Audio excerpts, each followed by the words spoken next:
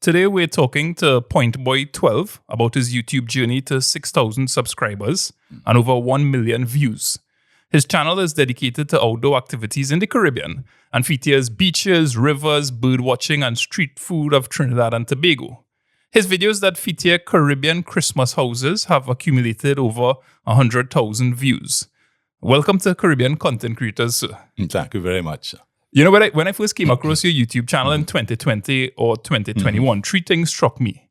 The great things I learned about the Caribbean from your videos, the quality of your voiceovers, and your voice. Oh, okay. I think about you like the Morgan Freeman of Trinidad and Tobago. Well, you know, interestingly enough, as you talk about Morgan Freeman, I went on a cruise, my one and only experience with going on a cruise. And while on the cruise, people came asking me if I was Morgan Freeman. And I had to keep saying, no, I'm sorry, I'm not Morgan Freeman. Until a group of young ladies came, rather nice-looking young ladies, by the way, and asked if I would take a photo with them. And I said, but I'm not Morgan Freeman. And they said, but our friends will not know. So a lot of people actually, I'm not sure why, think that I look like Morgan Freeman. Yeah, and you have the Morgan Freeman voice going, and it does wonders for your videos and the content that you're creating. Yeah. You posted your first video on September 19th, 2008. Yes. Tell me a little bit about yourself and what inspired you to start creating content. Okay. My first videos were actually compliments to my websites. I presently have 3 websites up. One called birdsoft.com, one called trinoutdoors.com, and one called caribbeanoutdoorlife.com. And on those websites, right, I was writing about places in Trinidad, places within the Caribbean, and using simply still photos. And then I got the idea, I wanted to add video to it. So that if, for example, I talked about, let's say, Salibia Beach up near the Toko Lighthouse, while the still photos would show what the beach looked like, I felt videos would be even nicer. Or my bird watching videos, a bird watching website. I wanted to show, well, okay, if you go to Asa Wright, or even somewhere like the Trinity Water Treatment Plant, what it really looks like. So I started creating these videos, and then I was trying to figure out, how do I put this on the website in a simple and easy way? And I'm not sure, I can't remember how, it suddenly hit me, but wait, I could use YouTube and then embed the video onto the website. So the first set of videos were really to complement the website. And so from about 2009 to 2015, those videos were purely to put on the website with no real interest in YouTube and subscribers and so on. And then around 2015, I started to create videos, some for the websites and some just simply for YouTube. And it grew from there. So by the time I hit, I would say 2019, certainly by 2020, I was now creating videos purely for YouTube itself, not to go on the website because it didn't match the various websites and their content, but purely for the website. So it sort of grew from one thing to the next to the next. So let's talk about your websites for a bit. Is this something that you were doing as a hobby, or this was a business you were pursuing? And I would just want to tell the audience that the links to these different websites and Point Boy's YouTube channel is in the show notes, so you can check it out. It was a combination of hobby and preparation for retirement. You know, people say, when you go to retire, have something to do. Don't just retire and sit at home. You're going to get bored. You're going to end up in maybe some sort of rocking chair, and you're going to die early as a result. So years ago, I started thinking, what am I going to do when I retire? And at the time, I had a few ideas. One of which was to open shall we call it, a soft adventure tour company. Because I love Trinidad and Tobago. I love going around Trinidad and Tobago. So at the time, I was thinking, okay, I'm going to offer soft tours, like for example, a tour to Faizabad, And in that tour, you would see like the Mud House Museum, Butler statue. You'd go and see the plaque for where Labray Charles was killed by the police because they thought he was Butler and they shot him. The cenotaph in Faizabad. Many people think that Memorial Park is the only place that we have a cenotaph.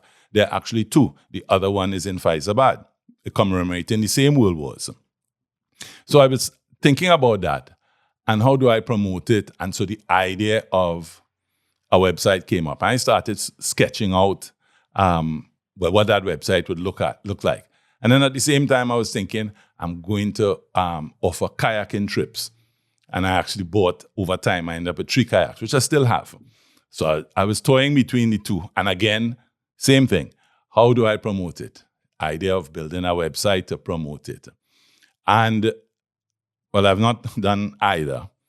But in toying with the idea of building the websites, then came the idea of the Trin Outdoors website. And because of work, I was traveling to all these Caribbean islands. I decided, well, do another website that focused on the Caribbean islands, St. Vincent, Grenada, St. Lucia, Barbados, Aruba, Curacao, and so on. And so I created that website. And then the idea followed from that, well, maybe I can use the websites to earn a little income. So sell ads on the website, which I did for a while. But the hassle of getting paid and chasing people for money. So now the websites are a hobby. They did not prove to really be a money-making venture, but it's a hobby. It kept me and keeps me active to an extent. But more of my focus now is on YouTube as opposed to the websites. Part of the reason, of course, being that I've covered, certainly on the Trin Outdoors one, almost everywhere that is of interest. The only thing that isn't really covered are the waterfalls. While I have quite a few of the waterfalls, some of the harder ones to get to, I've decided, no, I'm not going for those. And you were creating these websites on your own for yourself? You're paying someone to do this for you? No, I built them myself. I built them myself, and then I actually began to build websites for the company that I was working for at the time, and built websites for them for Barbados and Grenada and St. Lucia and so on, and for one or two other small businesses here in Trinidad at the time. Mm-hmm. Fantastic work. And as a content creator, which led more to your discoverability, your websites or your YouTube channel that you're eventually pursuing now? The YouTube channel, yeah. With the websites, well, yes, I would say the YouTube channel. With the websites, what I eventually evolved into is I then began and created at the time was a monthly magazine, an electronic magazine, which would basically update subscribers on what's new on the websites. And it would have between 4 and 6, let's say, articles each month. It grew to about, I think, 3,500 subscribers. And then I had a problem. I got a crash and had to restart. And I got back up to about 16 or 1,700. But over time, it became harder and harder to find content. So I then went from monthly production to quarterly production. And with the pandemic, I just stopped and never restarted the magazine. But YouTube, I think, more people, I think, know of me, or at least know of Point Boy, not necessarily me personally, than necessarily on the websites. What would you say then to a content creator? That do they need a website?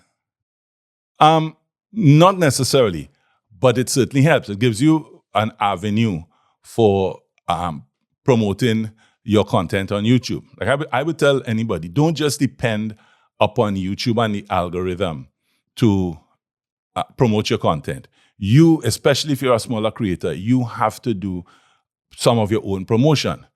So that when I produce a video, I put it up on YouTube. But I have several Facebook groups that I also post those videos to. Not only in Trinidad, depending on the content, for example. Barbados, if we take Barbados as an example. If I put up a video about Barbados, there are 4 different Barbados Facebook groups that I'm also going to post that content to. And that drives traffic to your website. I'm sorry, not to your website, to your YouTube channel. St. Martin, when I did St. Martin once, there were 2 St. Martin Facebook groups that I posted the content to. So people will see it there. Once they click on it, that counts as a view on YouTube. I also use WhatsApp. So I'm in quite a few WhatsApp groups. And I'll post the content to the WhatsApp groups. And then when you look at your YouTube statistics, you'll see how many views you are getting from external sources. And YouTube will break it down for you, at least into categories like Facebook, WhatsApp, YouTube search, Google search, and so forth. Which is another interesting thing when I look, because I do look at other content from other creators. And I realize a lot of them do not practice SEO, whereas I definitely practice SEO in terms of the description, in terms of the what I say in the video. That's partly why I like doing voiceovers as opposed to talking on the fly. I find when I'm talking on the fly, I don't always remember everything that I want to put in the video. But with voiceovers, I can prepare a script and know exactly what I want to say. And in prepare any script, practice SEO. So that if I'm doing, let's take the most recent, Carnival. In the video, I'm going to say something about these are showing costumes from Trinidad Carnival 2023 from the various carnival bands. It has been said that this will be the mother of all carnivals and so on. So that the word, for example, carnival is repeated 3 or 4 times in the voiceover. YouTube search can be a good source of views. In fact, when I looked at the stats so far for the month of February, I think 20% of all the views I got in the last month, the last 28 days, came from search, which is a very high percentage when compared to what other people get. But it's because I'm actively practicing SEO in the production of the video. And this isn't limited to the description in the YouTube video. No. It is also the voice, the words that are coming out. It's also the words that are coming out. You see, in the beginning, at least from my research and looking at YouTube, in the beginning, YouTube depended purely on the title and the tags. They've clearly said that tags are not as relevant as before, except for common misspellings. So if I'll use Carnival as an example. We all spell Carnival Carnival, but there are some people who will spell Carnival as Carnaval. So in the tags, I'll put that spelling, Carnaval Trinidad. But YouTube graduated towards using the description, what's in the description, to assist them in the search. Now YouTube has gone further, and YouTube's software, that is probably the most fantastic thing I've ever seen. Well, I haven't actually seen it personally, but looked at, is they're using what is said. Their software analyzes what you say and uses that to determine what this video is about, what audience this video will appeal to, and so on. So it's also important in terms of what is said in the video as well. And that's fantastic. And that's why I love having these conversations, because you're learning things from creators that you may have never given consideration to. I thank you very much for sharing that. A little bit curious as to how you go about educating yourself on YouTube, what channels you're following, who you're looking at to learn more. Oh. Okay. In terms of learning on YouTube, Nick, I hope I'm pronouncing the guy's name properly, Nick Nimim, yes, he has a live stream. Honestly don't spend much time watching the live stream, but he also produces, I think it's a 15-minute video. I think it's on Fridays, where he gives tips and advice. vidIQ, and those guys, Think Media. And then occasionally I'll just search if I'm interested in something in particular. I may just search and then read, listen, to learn more about how YouTube works, how the algorithm works, and the advice is good. So, for example, as you pointed out, I started making YouTube videos in 2008 and then really into 2009. Those videos were just I went snorkeling in Mount Irving, and it just showed what I showed underwater. No voice, I didn't say much, and so on. Then I graduated towards putting in an intro into the video, and some sort of talking and shots of Trinidad. I'm going to show you this, that, and the other, and then getting into the video itself. And then I looked at my audience retention for the first 30 seconds. And for some of them, shucks, but I was losing 50% of the audience within the first 30 seconds. Why? So started educating. And now the latest advice is, don't waste time with all these fancy intros. You're going to show Independence Parade, get straight to it. So and I found using the Independence Parade one as an example, I think the audience retention was 75% after the first 30 seconds, which was fantastic. That's fantastic. But what did I do? I started the video immediately showing part of the parade. Didn't waste time with anything else. Started showing, I can't remember if it was the police or prison coming down the Tragrid Road, immediately. And after about 40 seconds, cut from that to now introduce and say, I'm going to be showing you Trinidad Independence Parade. Here, my friend and I, we've come very early, and we're going to go and get breakfast. So we're going to Manos to get breakfast. And then said, okay, we've had breakfast. Now we're walking to the spot, and all of that build up. And then the first military group coming down and so on. So in doing the research and then applying it, so I think the Americans have a term, cut to the chase, went straight to the chase. And I found whenever I do that, the retention is much higher than having all these fancy intros with showing whatever boat and fishing and dive. Well, I may not use that because then the particular creator will know who I'm thinking of. All of that sort of thing. Or some others who are in a car and tell you, hi folks, welcome back and whatever, and a whole long set of talk before they get to what the actual video is about. The advice from the YouTube experts is cut all of that out. People don't have the time. And I myself, in watching videos, if I encounter a video with all of that, I start dragging the cursor across one time. I want to get past all of that fluff. I want to get to what it is that you said this video is supposed to be about. Yeah, years ago, I had that experience where I would begin videos with a lot of song, music, B-roll shots, and as impressive as it may have been, I realized that it was harming the retention rate in a big way. So thank you very much for sharing that knowledge there. When you first started, you'll get the impression looking at the videos that you were really a photographer, first of all, because you'd have pictures and as you say, it's overlaid with music and whatnot. Yes. What video editing software were you using back then, and what are you using today? What was that evolution like for you? Oh gosh, that first one was it Windows Movie Maker? That's it. That's the one. It was Windows Movie Maker. And then I experimented with simply using YouTube, because YouTube has some editing software. Well, thing, but it was too simple. And then I started searching, and I looked at a number of different editing software. And for most of them, were looking a little too complicated for me. And then I discovered Movavi and purchased a copy, I think 2015, or 2014. Yeah, 2014, upgraded it in 2015, upgraded it, I think, in 2018, and then upgraded again in 2021. And I've stuck with it because it's simple, relatively easy to learn to use, and it has enough features for me. So it allows me to cut, it provides all the transitions, I can overlay music. I've started experimenting with overlaying other images on top of the video.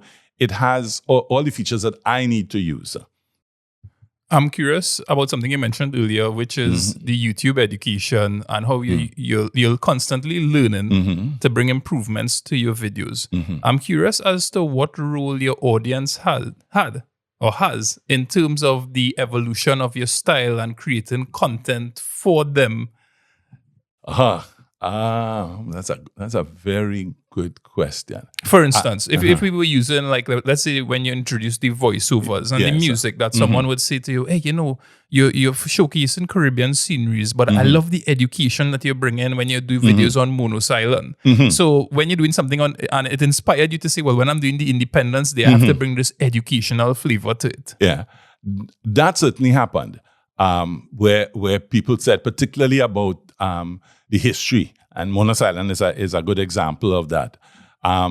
So I decided I need to continue with the history. It doesn't always work. Sometimes I've done a few, I don't want to call them flops, but they didn't get 7,000, 8,000, 20,000 views. They got maybe 1,200, 1,500.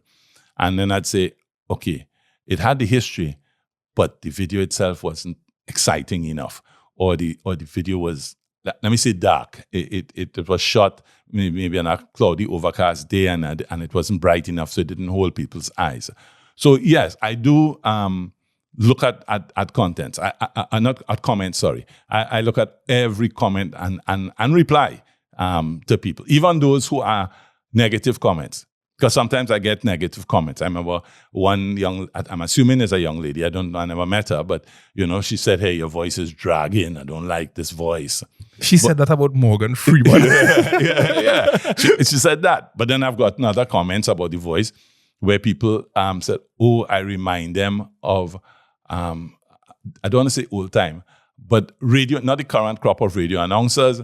But radio announcers back in the days when they had 610 and 730, and I think somebody likened my voice to Bobby Thomas, who I have to admit, I enjoyed listening to when Bobby Thomas used to be on the radio and so on. Yes, it's fantastic. And I think there's, everybody have the secret sauce or sources. And when I pulled up your content for the first time, I don't even remember how I came across it, but when I heard your voice, I was like, hey, this is outstanding work. And I'm thinking about, do you have any kind of formal training in voiceovers? No. What are you doing to make your voiceovers sound so wonderful? Where are you recording them? Okay. The secret sauce and what I'm doing, I remember, is simply remembering all the slaps my mother would give me and tell me, speak properly. Learn to speak properly. I mean, from a very young age, my mother would say to me, my mother gave me a lot of advice. Apart from me speaking, the most important one, I remember one time when I first started working, she says, understand something. You will have to work twice as hard as anybody else to get anywhere. And I was like, why? And I don't want to make it sound racist, but she was direct. She says, you are black. And in this world, you'll have to work twice as hard. She was right. In terms of applying myself twice as hard. And the other thing she would say, learn to speak properly. And give you a slap when you said things that were, shall we say, too much in the vernacular. And that has stuck with me. Now, I'm not to say that when I get excited, yes, pure Trini twang and speak just like, shall we say, the average man in the street. But it's always remembering what it is my mother said. And she actually, whenever I gave a speech or anything like that, if she was there or if it was televised or whatever, she would call me after, or when I went by her on a weekend, she would then say, you said too often. What's wrong with you? Why are you saying all the time during your speech? Or yes, or okay. You don't need to be repeating that. So in terms of necessarily speaking style for, let me call it presentations, I just simply classify it as, shall we say, speaking properly, speaking clearly. The other thing, again, from the research and watching, YouTube does transcripts. Their software now analyzes your voice and does transcripts. And they use those transcripts for determining content. When you speak, shall we say, like three fellas liming on the block and so on, YouTube has a hard time in understanding what you're saying. And so they come up with spellings that don't represent what you're saying. And therefore, they can't properly identify what your video is about. So I learned, take your time to speak so that YouTube's algorithm can properly understand all the words. And they learn, and they do follow they aren't purely based on an American or English accent. They do follow what Trinidadians say. Once I'll have to say, slow down slightly, and that then helps in terms of how they rank your videos and who they show them to.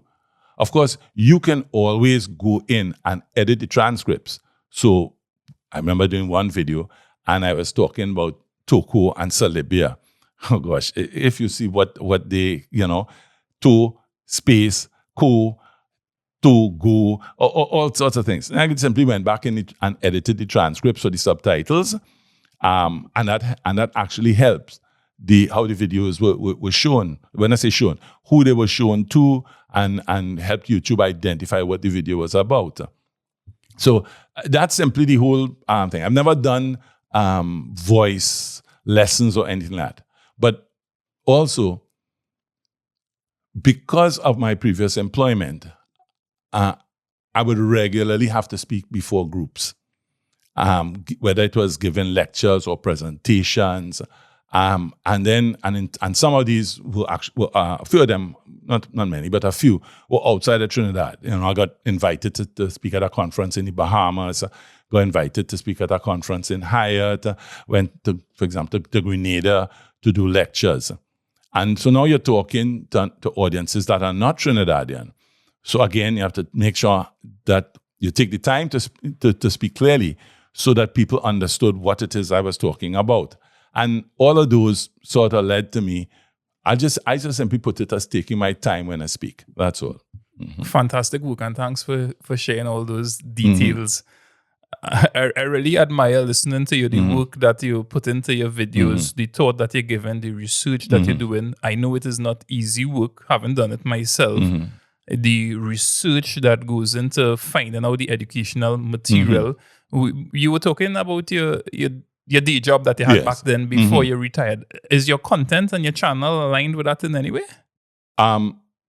No. I actually only have, I think, 2 videos or 3 videos presently on the channel that are aligned to that. My last, what do you call that? It's almost 40 years was spent in the security field, running security companies. And yes, a lot of people look at my videos and say the retirees. I'm now, I'll say, semi-retired, because I ended up as a director in 6 companies that are all outside of Trinidad. All security companies, 6 of them outside of Trinidad. So I still do some work for them. And recently been asked to do some consulting work for a company in Barbados that's in the, shall we say, the electronics field. So I really only have 2 or 3. I'm looking at producing some more content. I've identified it. One of them I've shot. I'm trying to spruce it up. But the results so far on the previous ones are not that great, the number of views. And that also leads to one of the issues that I've realized with YouTube and the algorithm. The algorithm identifies who responded to your videos. So and you use some good examples there, my Christmas videos, my independence videos, my carnival videos, there's a particular audience. When now I switch and produce a video that talks about doors and windows in a house and what you should and shouldn't do from a security perspective, YouTube says, well, the people who looked at him were X group in, so they show it to them. That group may not necessarily be interested in security of doors and windows. So suddenly you don't get the views. Now, there's some who advocate that if you're going to do on topics that are so different from each other, that you should then create separate YouTube channels. I'm not sure I want to go to the work of building up a separate channel. So I'm persisting with putting that occasionally in with my regular content and seeing how it goes. Those 2 videos that you posted on security, you say it didn't perform well? Yes, in comparison to the others. In comparison to the others. Did it affect other videos you posted subsequently and the performance? In other words, I'm kind of curious about, like, did YouTube penalize you because these particular videos didn't do well? That can happen. That can definitely happen. If you have a string of low-performing videos, then when you do come with one that's really good, YouTube may not necessarily show it to a wide audience. So it does. So yes, I definitely look at the video performance and identify, like, for this month of March, okay, my carnival videos all did very well this year. I released one on Sunday. It isn't doing that well. It just isn't. Kind of suspected that would happen. I have 3 other videos that are lined up. And I'm now looking, do I or do I not put these videos out at this point in time? Because I also don't expect them to do as well. Why? Because those are videos that were shot in Barbados.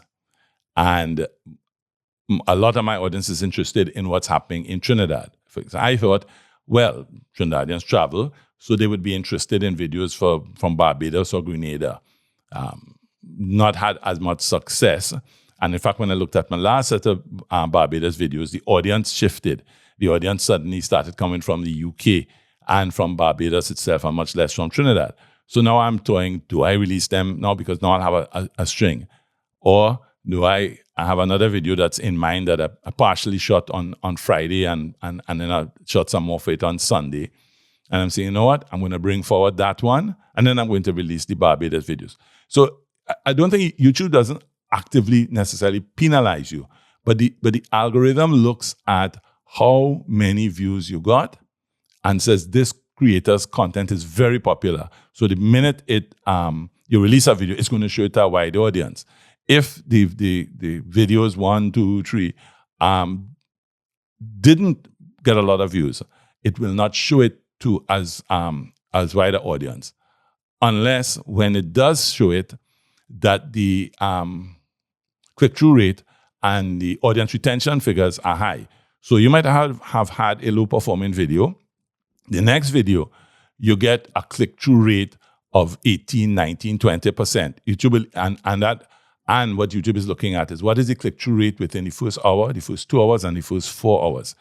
If the click-through rate in that first 4 hours is high, they promote it widely. And oddly enough, as we're talking click-through rate, and I only found out this on Thursday night, again from watching some other video, I come and look at my videos and think, 15%, 16% click-through rate is low. Or very few people want to watch it. Until I discovered last week that apparently the average click-through rate on most videos on YouTube is 10%. And YouTube started saying, hey, your click-through rate is higher than normal. And I'm like, 15% is higher than normal? I'm like, oh, shucks. All the time I'm beating up myself trying to figure out how to increase this click-through rate when I was doing relatively good based on what YouTube is in the YouTube analytics, what they're saying.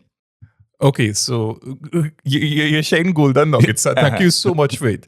So in terms of like boosting your click-through rate, you talk about the importance of your titles, your SEO and your description, the audio, the words that you're saying, they clearly understood so that YouTube could generate the transcripts and categorize your information. You're also sharing your content on WhatsApp, on Facebook groups, and you're doing this on the heels of posting your video so that you have a strategy clearly outlined. Oh, yes. And you also know what videos you're going to be posting over the next 3 weeks or so. Yes, definitely. Well, wonderful. Great job. You're bringing so much to the table, and I really appreciate it. I'm curious, though, about the anticipation of videos not doing well because of, this is content that has to do with Barbados.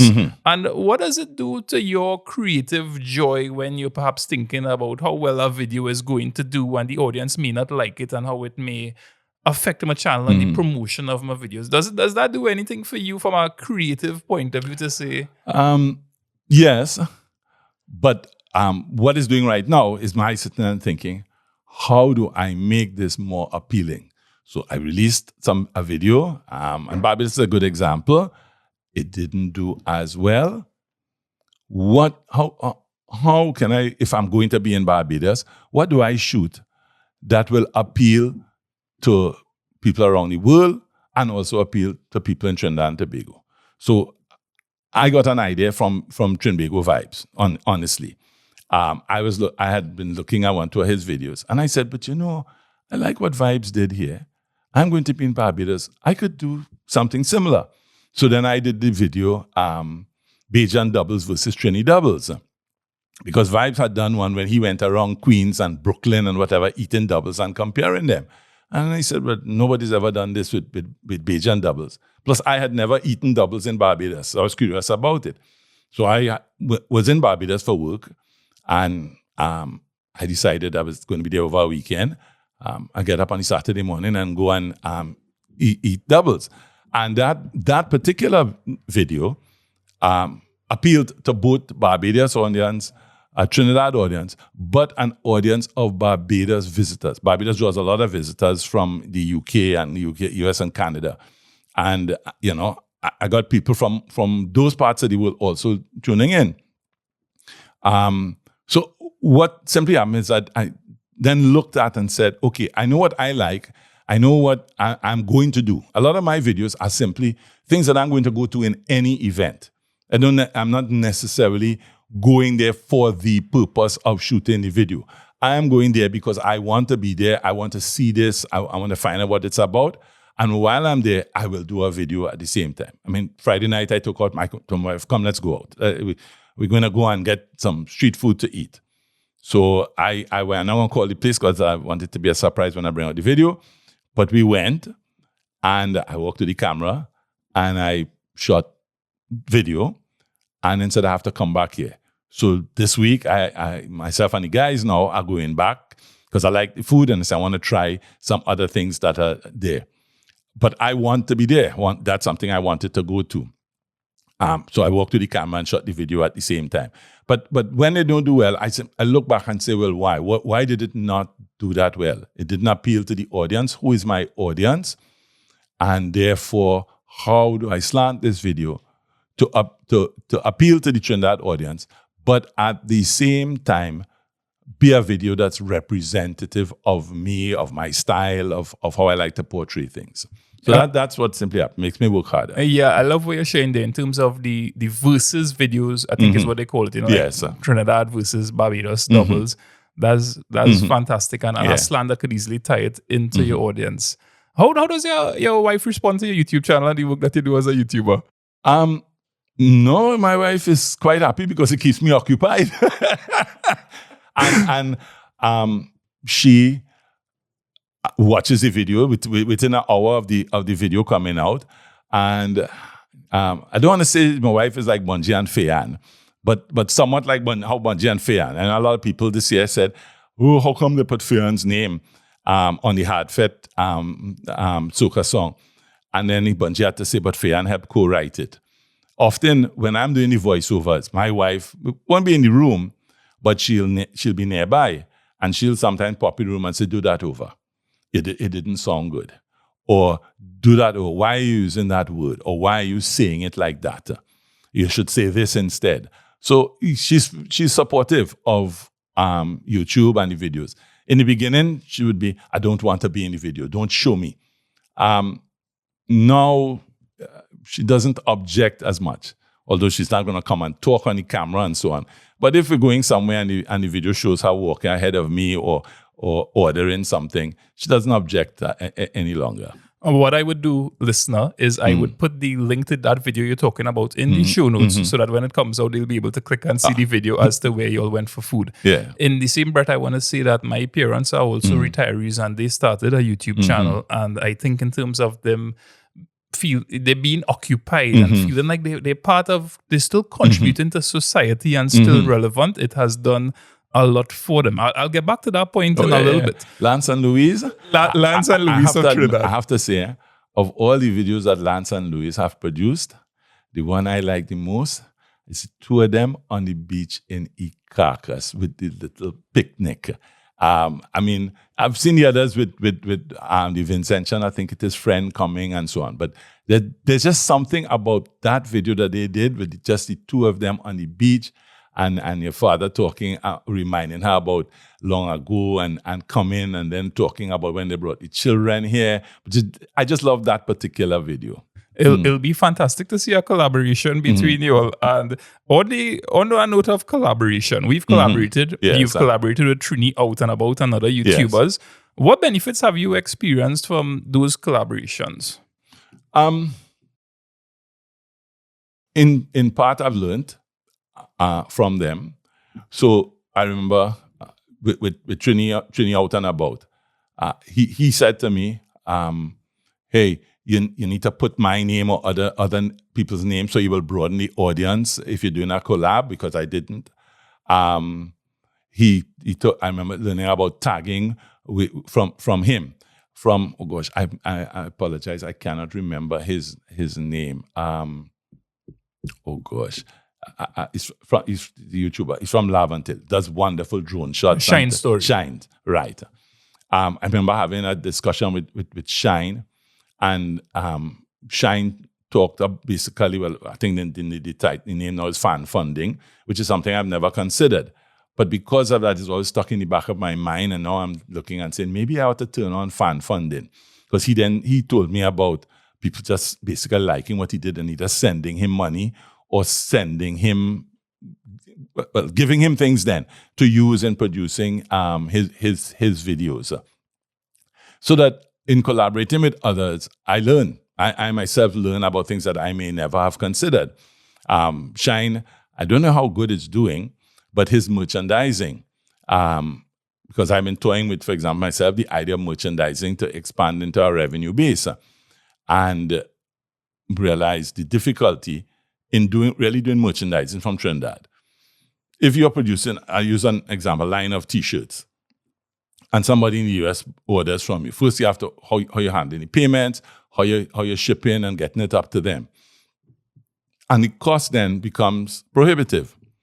I looked at Shine's, and I think Shine is doing, I think his is out of Europe, with T-shirts, mugs, socks, and so I'm toying, and I've been looking, not jumping into it yet on print on demand, but I've learned by doing some collab with him and then looking at what he's doing. At least it's pointed me in a particular direction. So in collaborating with others, I find that I learn. And on the topic of monetization, are you comfortable talking about monetization? Yeah, sure.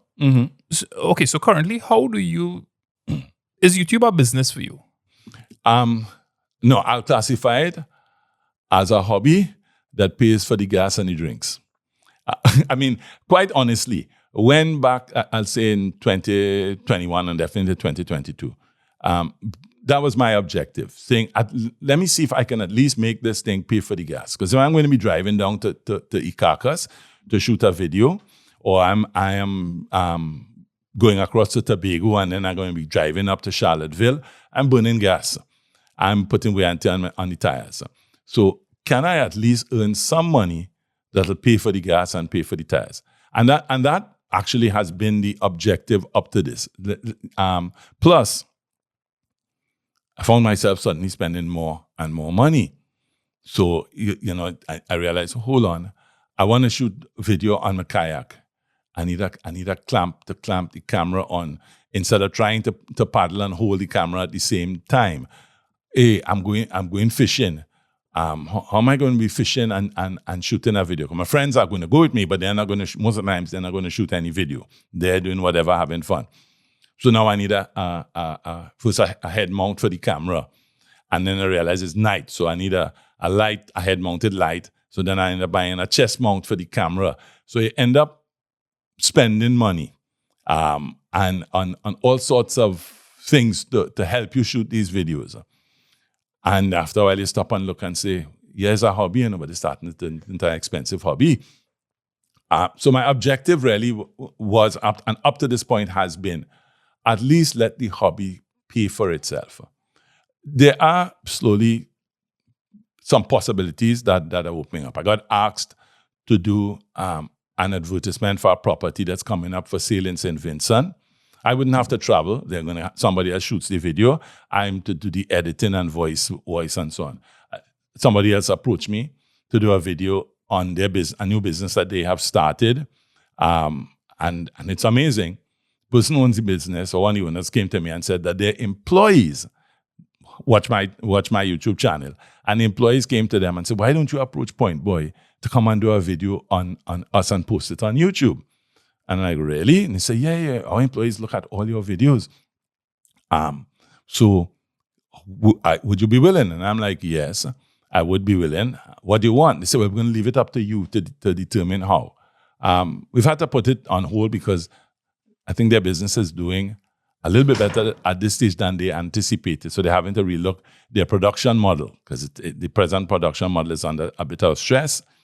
So we've held back on the video. But it's slowly starting to open one or two other avenues, things that I never thought about are possibilities, but it's slowly starting to open one or two others.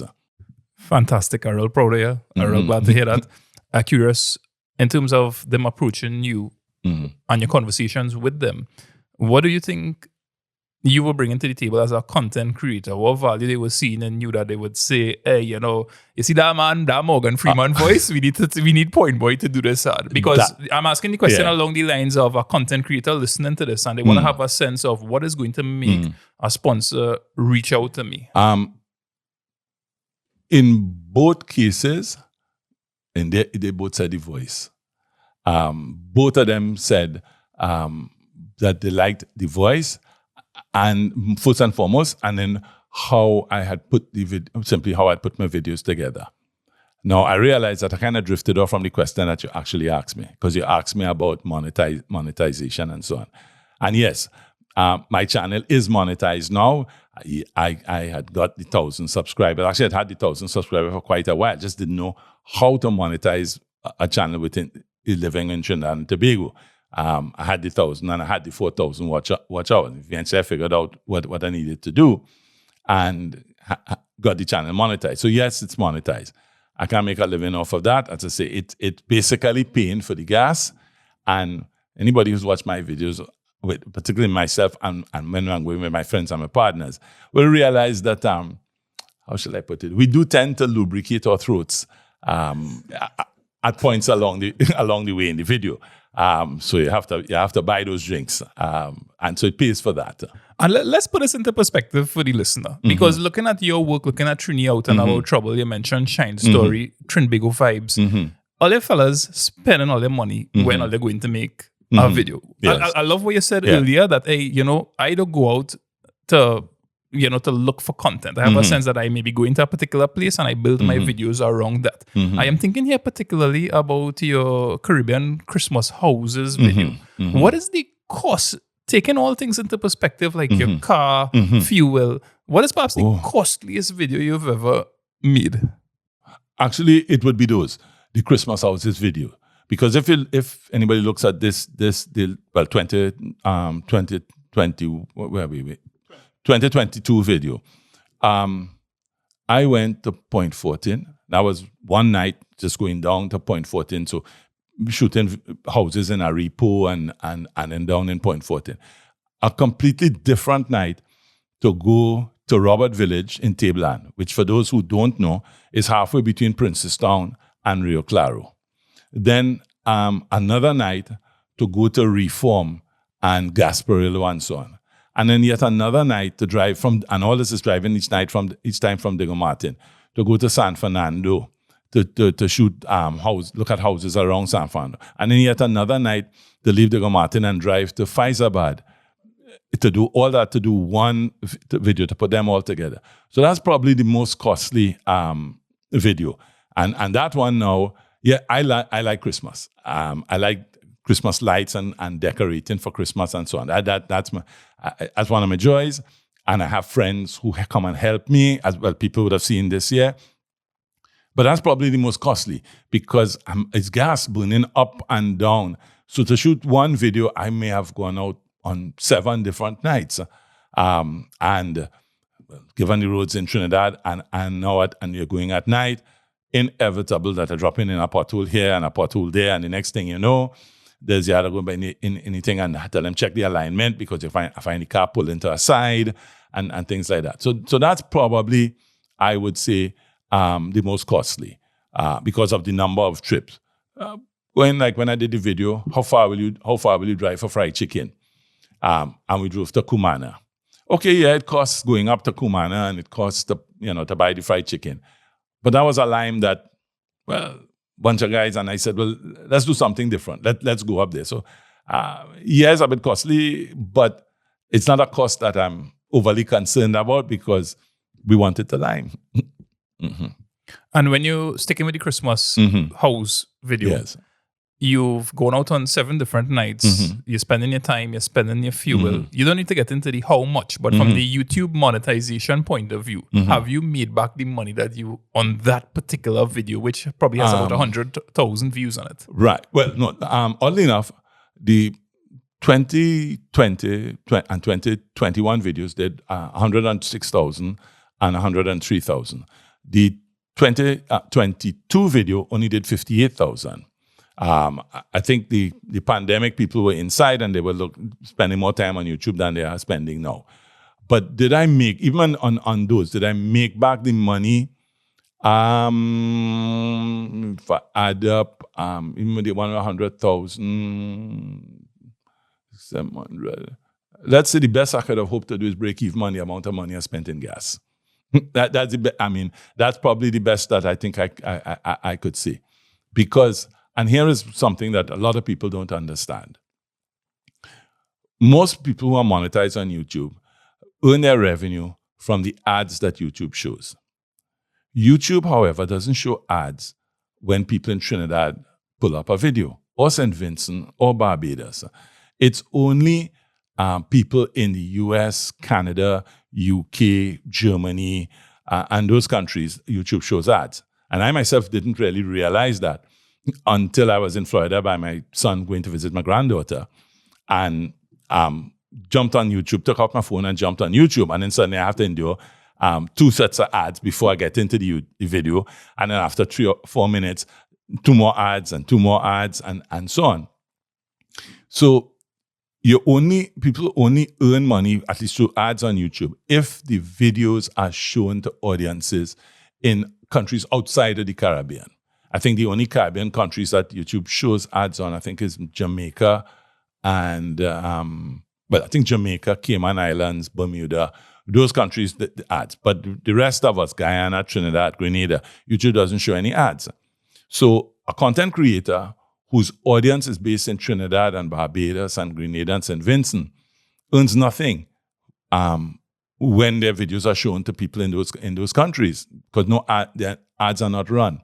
So your content has to, at minimum, appeal, shall we say, to what they call a nice term, the diaspora, in order for you to earn.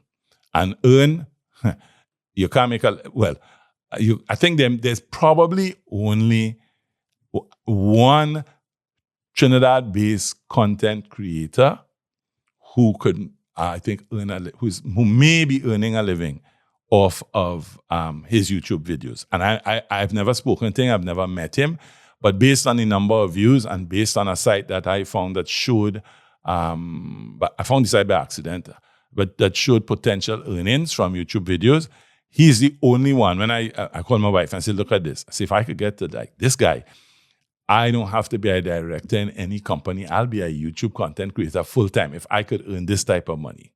Would you like to be a content creator full-time? No. Although I say it, no. You can get burnt out. You know, the hustle of shooting to produce every single week and coming up with ideas for what am I going to shoot? What am I going to say? Who's going to come accompany me? You end up like if you're back working. And in my case, I don't mind working part-time, but I don't want to work full-time. And being a full-time YouTube content creator ultimately is a job. It's not, people look at it and say, hey, look at those fellas have fun.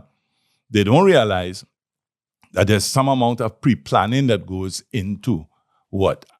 You mentioned about videos. And I think earlier before we came in, I talked and I said, I already have concepts for ideas for videos that I'm going to release in December 2023. And I have ideas for videos that I'm going to release in January 2024. But I've had to sit down and identify, okay, what is going to be in those videos? Which parts of Trinidad? Well, one of them requires going a lot of different places in Trinidad. Which parts of Trinidad am I going to go? When is going to be a good time to go? Do I go late November? No, stuff won't be there then. So I have to go early in December and so on. So there's a lot of planning and so on that goes. You have to take into account. Even videos, sometimes you say you and your friends going out. Any good line requires you to have some planning. You can't just jump in the car and say, on the way, well, okay, we're going to buy a cooler, we're going to buy some ice, and we're going to stop here for some drinks, and we're going to stop here for this and that. Even having a good line, you have to plan it. Who bring any drinks? Anybody cooking food in advance? What you're cooking? Who's going to cook? So there's a certain amount of planning, even just for a line. Imagine having to do this every single week.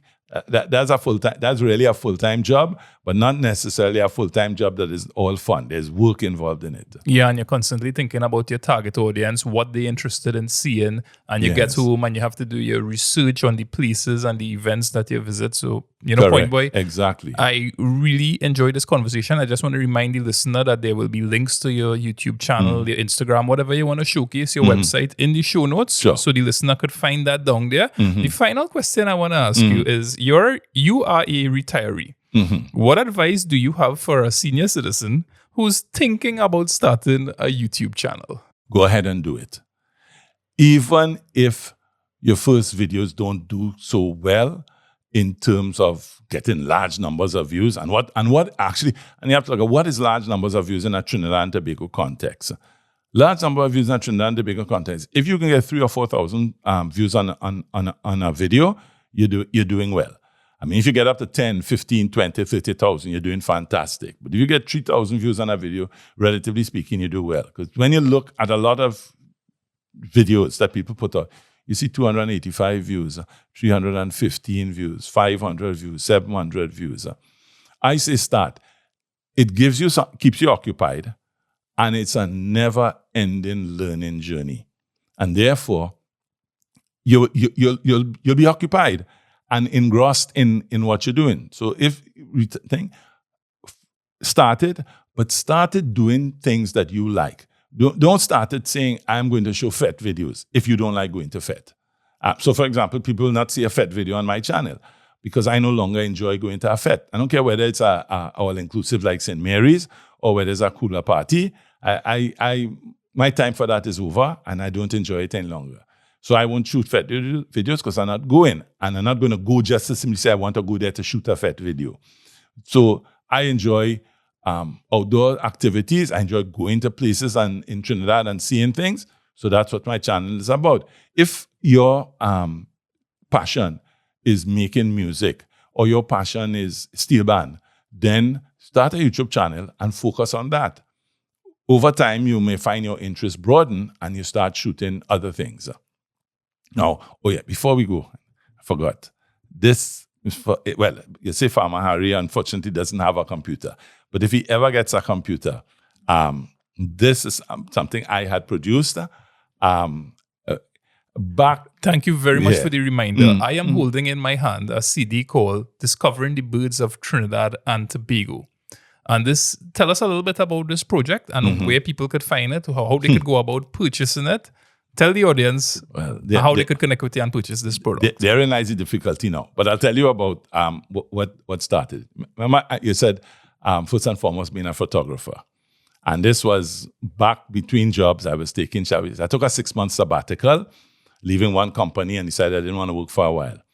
And I had liked photography, and a friend said, well, you need to upgrade. So he lent me a camera and said, use this.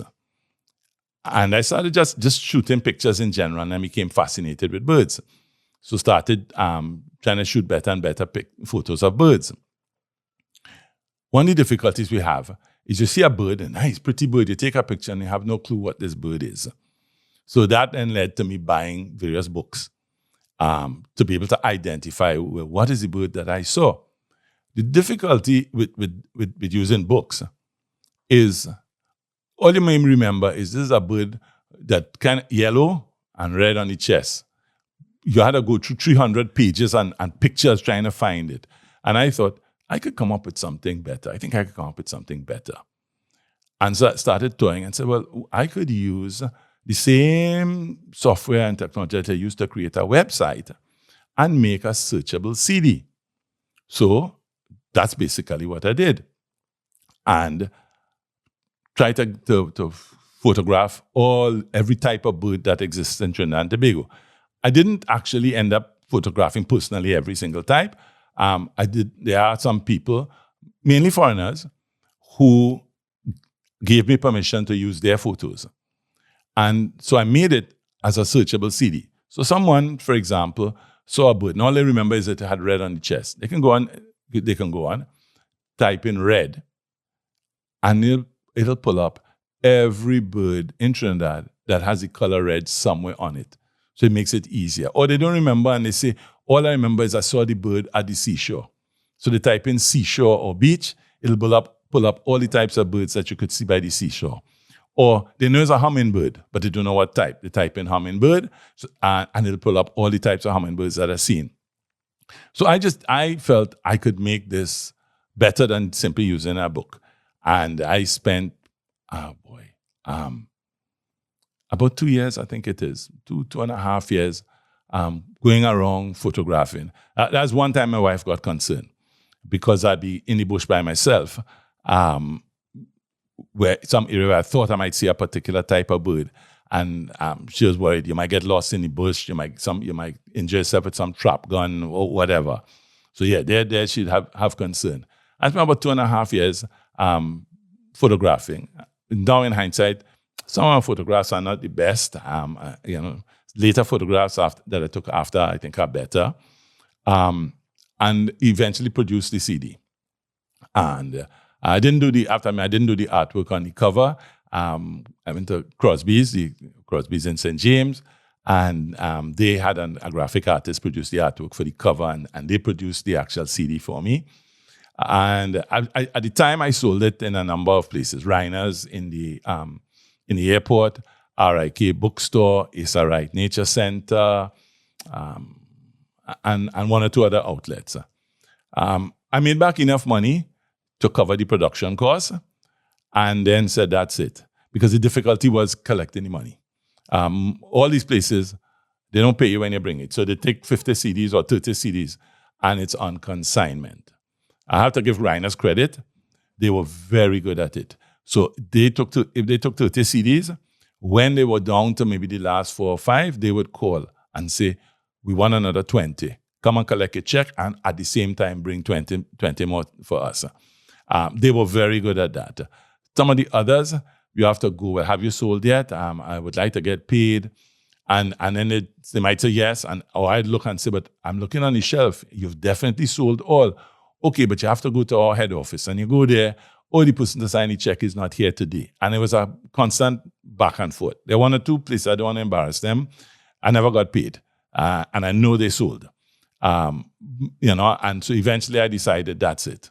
Okay, I'm not going to continue this running up and down.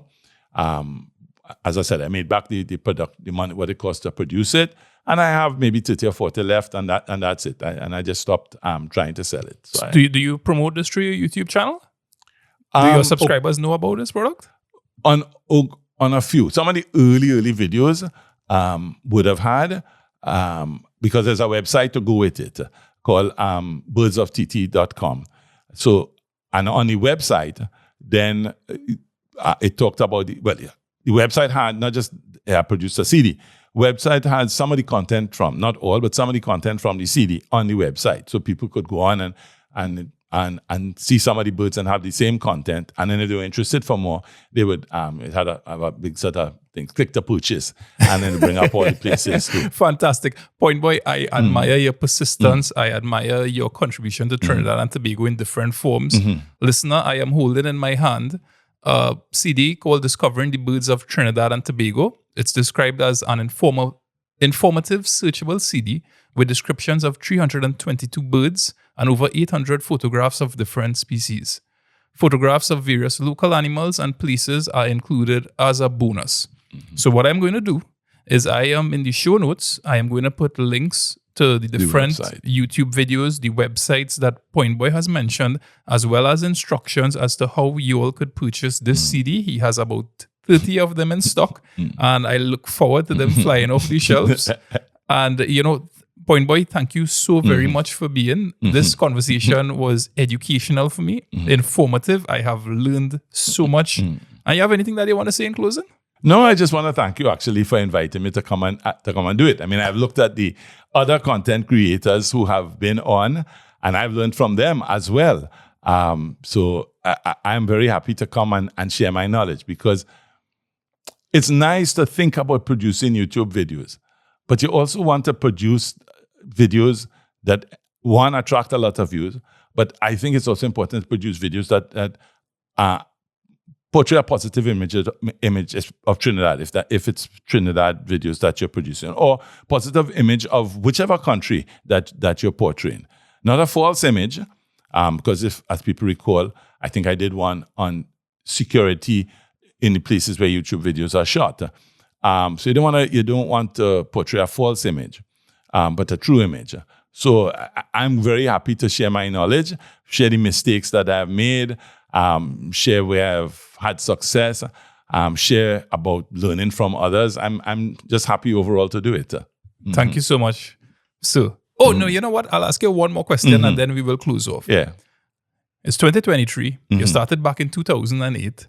What is the biggest mistake you've made as a YouTuber? What you regard as the biggest mistake or the worst investment, whatever it might be? I don't think I haven't made a bad investment financially as yet on YouTube. I have bought equipment that now in hindsight, I should have bought better equipment, but then I needed to learn. So I'm still trying to learn how to fly a drone. I admire Shine and Vibes on their drone flying ability. I bought a drone and I keep crashing. I just can't seem to master it. Maybe my coordination with my fingers is just not there. So, okay, but it didn't cost me a lot. I bought a cheap drone, $400, because I just wanted to learn. My action camera was relatively cheap, but it allowed me to shoot some underwater photography. So I don't think I've made a bad investment, but it enabled me to learn how to do certain things, and now I'm spending more money to get better equipment. In terms of pitfalls, I should have sought monetization much earlier. I took too long. In fact, I thought at the time that if you're in Trinidad, you just can't be monetized. And I had the number of subscribers and the watch hours for a few years and just simply thought I couldn't. And I actually learned about how to get monetized from watching a YouTube video. When I say how to get monetized, how to be in Trinidad and get monetized, I learned that from, I can't remember his name, but there's a guy two guys actually, an Indian guy and a Negro guy, two separate videos. And then I looked and said, but that's all it is? I could have done this long ago. So in terms of, if I have to say a pitfall, it's waiting too long to be monetized. Because creating the videos, you get hooked on trying to create better and better videos. You get hooked on spending money. And you, by the way, you don't have to have the greatest and most fantastic equipment. If I tell people, a lot of my videos are shot using an old Samsung phone. My stills are shot, yes, with a digital DSLR camera that has video capability. And so for certain things, I use that camera, especially if I'm using like car racing where I'm shooting from quite a distance. And sometimes I need to put the camera on a tripod or a monopod. You end up spending and spending. So you want to monetize so that you could at least recoup the investment. So the pitfall is waiting too long to try to seek monetization to be able to try to recover some of what you're spending. And let's close off with what's the biggest win you've enjoyed as a YouTuber? Oddly enough, I'm not going to count it as the number of views or money. The biggest win is the appreciation I get from people. Early this month, I was going to Barbados on a flight, went to work. I was going across for 4 days. I'm in the departure lounge along with three other people who were going to Barbados with me on the same trip. A lady walks up and says, "Oh gosh, look, it's Point Boy," and drags another lady along with her and said, "Come, you don't know Point Boy, I watch all his videos." And then she started thanking me and talking and so on. And after she had left, the others are, "You have a YouTube channel? I thought all you did was websites," because they knew about the websites. And I said, yeah, I have a YouTube channel. "And you have fans?" And I'm like, yeah. Another time, I was in a store in Penal. Actually, I was looking to buy some pots for that cooking competition that Trinidad and Tobago arranged in El Socorro. And while I'm there looking at the pots, a lady walks up to me and said, "Oh gosh, you point boy." And I'm, yes, I am. Don't go anywhere. So, all right, I stand there. I don't know why. A little while later, she comes back with a man. She says, "Meet my husband. We live in Palo Seco. We look at every one of your videos and telling her, I want you to meet Point Boy." And so often now people are meeting. There's one, my wife laughed afterwards too. I mean, Blanche shares. I wasn't shooting a video. I was actually trying to photograph some macaws because I had noticed that in the afternoon, these macaws would pass over where we were staying. So trying to take some photographs of the macaws. I'm down on the beach.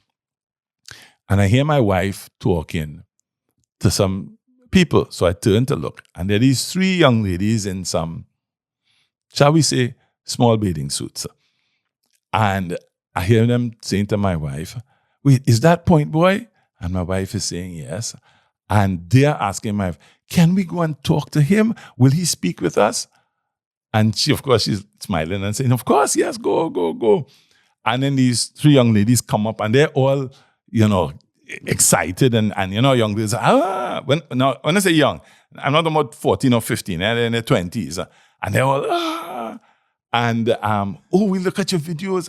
And we came up here because of a previous video that I did, and I was showing the turtles and swimming, and where can we see it? And we're so shocked that we met you here, and and so on. So the greatest thing I get is from people meeting me and expressing appreciation for the videos that I produced and the style and the content. Thank you so much, sir. It was an absolute pleasure having you, and I look forward to great things ahead for your YouTube channel as you go forward. All right. Thank you very much.